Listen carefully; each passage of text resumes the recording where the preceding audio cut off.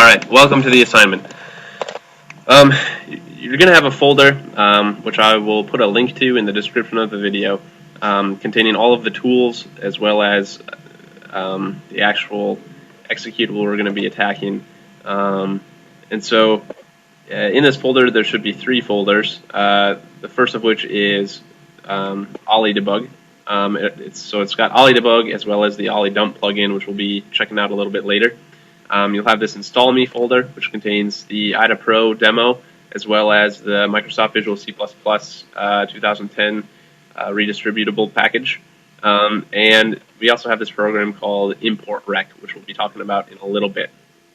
So the goal of this assignment is for you to reverse engineer, hack, crack, patch, do whatever you need to do to get this program to say that you've always entered the correct password no matter what you enter, right? Because we really want to use this software. We just don't want to have to know the password to use it. So yeah, you start the program. It asks for a password. You try ASDF and it doesn't work. Surprise, surprise. You try another password and it still doesn't work. Believe it or not, there is a correct password for this program, but I'm not going to tell it to you because that would kind of defeat point of this assignment. So first thing that I usually try to do when I'm reversing software is drop it into IDA. So we'll try that with this program. And we get this interesting error about how some imported functions will not be visible because the import address table is located in a non-standard section. So that doesn't sound too great, but we'll try to disassemble it anyway. And we get presented with this graph of kind of weird-looking spaghetti code. If we check out the imports, there are not very many. And interestingly enough, if we check out the strings, there are none. And so this is a pretty telltale sign that what we're looking at is a packed executable. The graph that we're looking at in particular is just the unpacker stub. So this stub gets run at the beginning of the program. It unpacks all of the packed data, which turns out is the real executable. And when it's done unpacking the real executable, it transfers execution from the unpacker stub to the main, now unpacked, executable. So we're not going to get very far with IDA Pro right now. What we're going to need to do actually is fire up ollie-debug and take a look at this thing dynamically. So you can close IDA, drag and drop the password packed executable onto ollie-debug, and let's just give it a run and see what happens. The process actually just terminated. So that's not good because it means there's probably some sort of anti-debugging hackery going on here. So simplest thing to do, actually, you can spend time reversing this and then patching it if you want to, but the simplest thing to do in this case is actually just go into plugins and then hide debugger and then check the is debugger present box. So whatever magic Ollie does to protect against this, we're going to enable it and just see what happens. So we'll save that setting. We'll restart Ollie.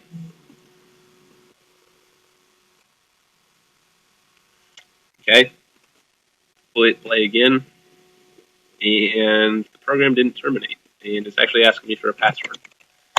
So that's very good, very good.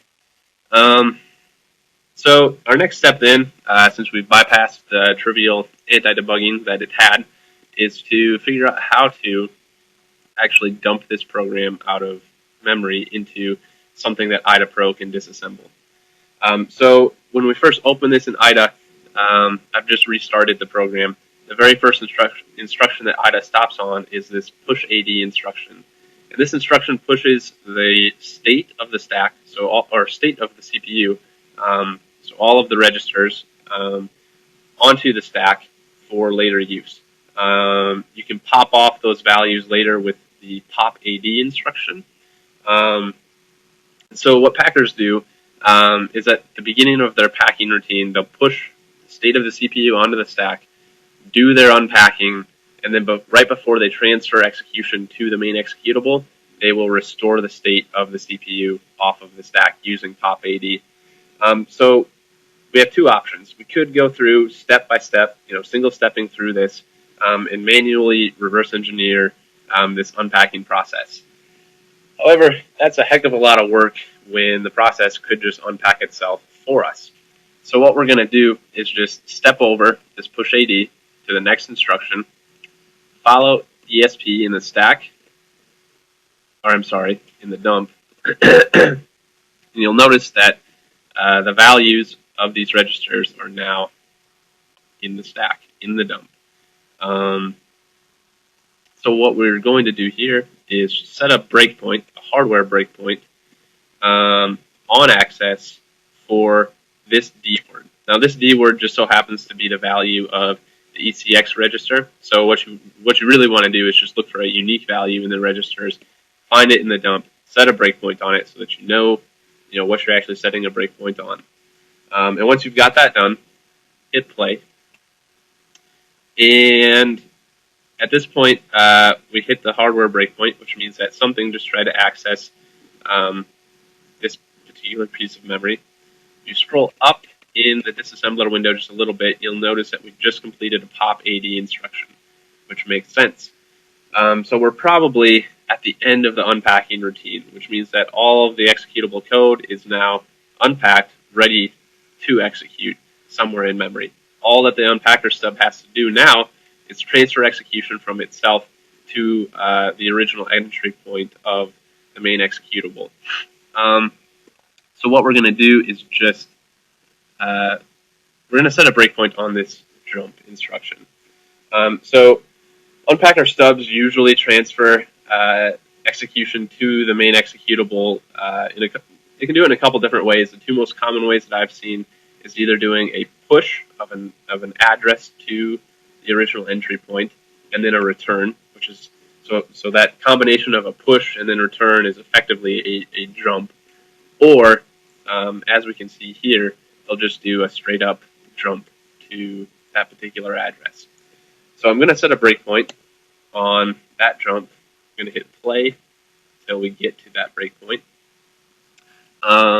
Before we go any further, I am just going to remove that hardware breakpoint that we have on that memory address, just so it doesn't cause us any other issues.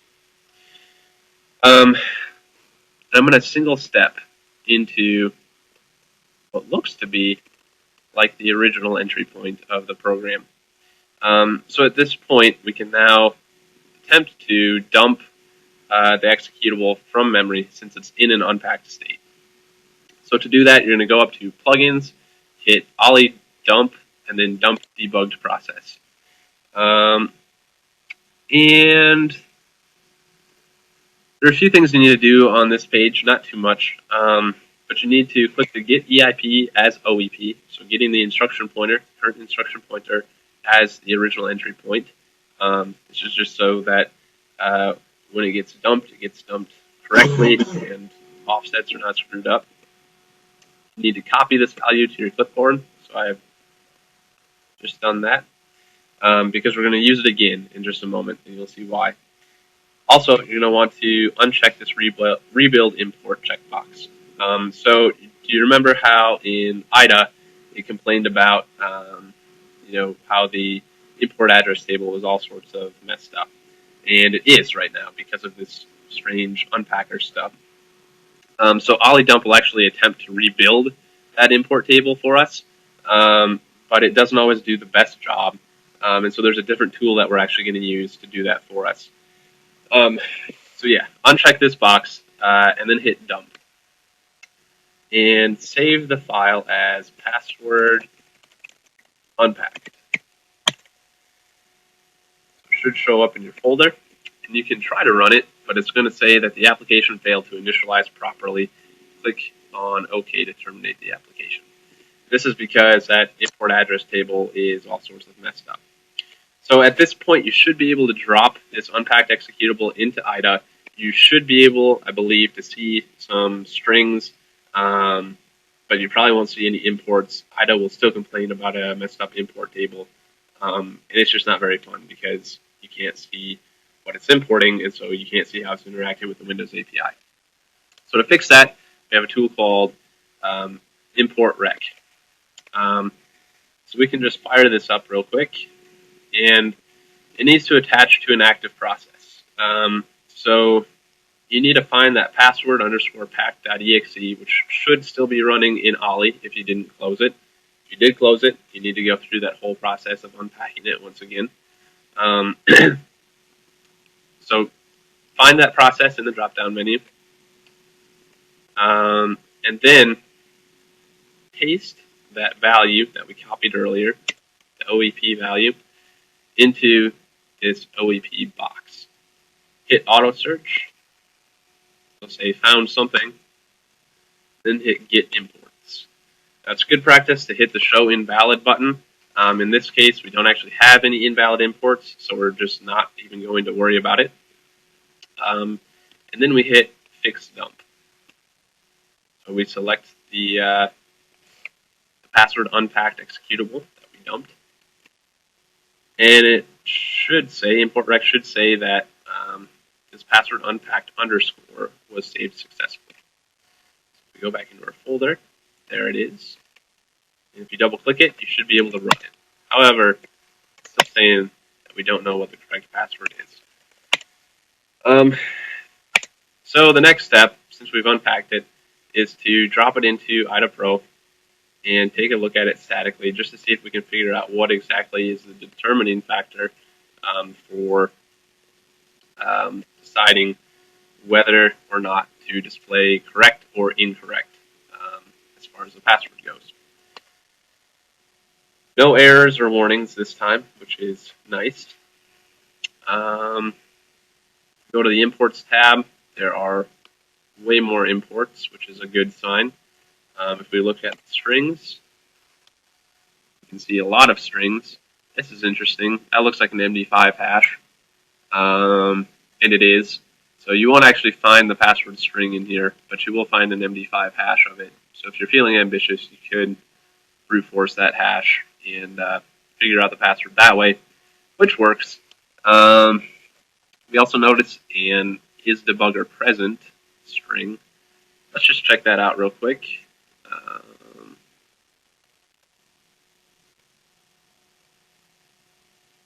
Yeah, so it's looks like this program is using the is debugger present function. So, yep, it is trying to mess up our debugger, as we saw earlier.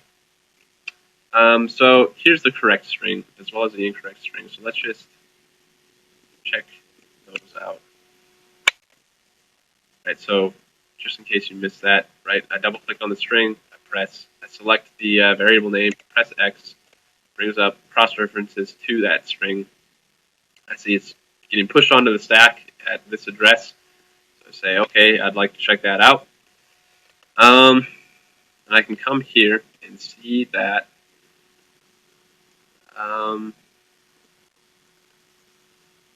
looks like there's just a jump 0 that determines whether or not correct or incorrect is displayed. So it's testing EAX. EAX contains var39. var39 contains AL. AL contains whatever value this function returned. When functions return values, they always return the value in the register EAX. So if you see a function being called, you can know that the next time you see EAX being used, EAX contains the value of whatever that function returned. So we can check this out if we want to, but honestly, I wouldn't even waste the time. I would just pop back into Ollie debug, and probably we can either reverse the logic of this conditional jump. So say JNZ. So anytime you enter an incorrect password, it'll say that you entered a correct one, right? Flipping the logic. Or we could even just completely knock out this instruction with no ops, potentially. So let's see about that. Before we fire up Ollie again, though, let's just save us a little bit of time, let's just make a note of this this address, 402828. We'll actually just copy that. That way we can just go right to that address and set a breakpoint there.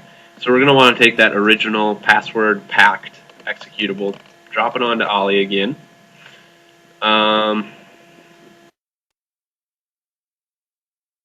can hit play.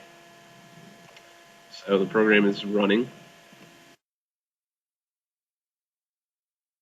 Asking for a password. We're not going to type the password in yet. Instead, we're going to go to that address. And here we see jump equals short. So JE is essentially the same as JZ. It's just a different way of representing the same instruction. So it's just a little disparity between IDA and Ollie. It's exactly the same functionality, just different representation. So the way it looks here is we've got this conditional jump followed by a push correct printf, followed by another jump, and this jump takes us to 402848, which happens to be past the push incorrect printf.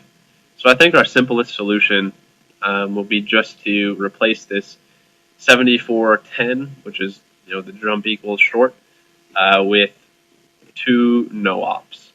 So let's just right click on this instruction, go to binary, fill with no ops, and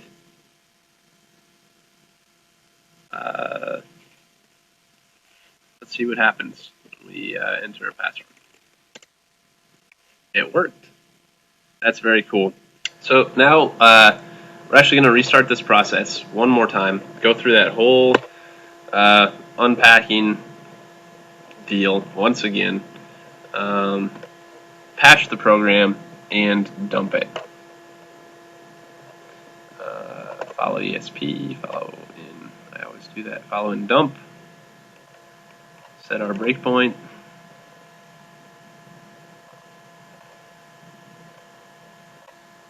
hit play.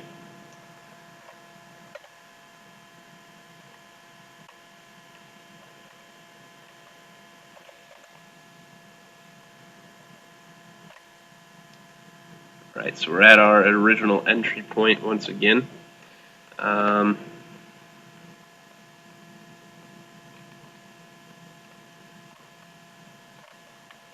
to go to this address, 402828. So we press Control G, OK, binary, fill with NOPs, plugins, Ollie dump, dump debugged process. That is correct. I should say the OEP is correct. So we dump it.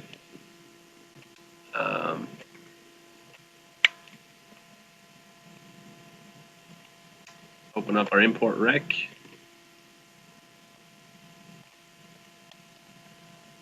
Attach to the process. Paste our OEP. Auto search. Git imports. Show invalid. There are none once again. Fix the dump.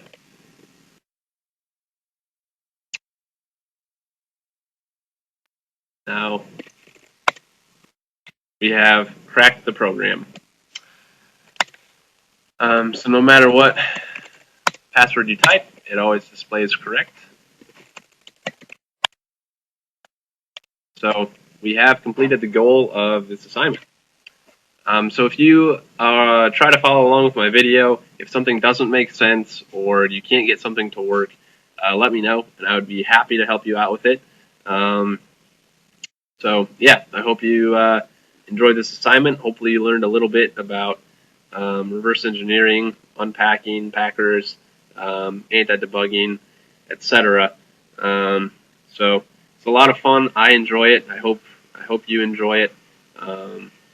So yeah, thanks for watching.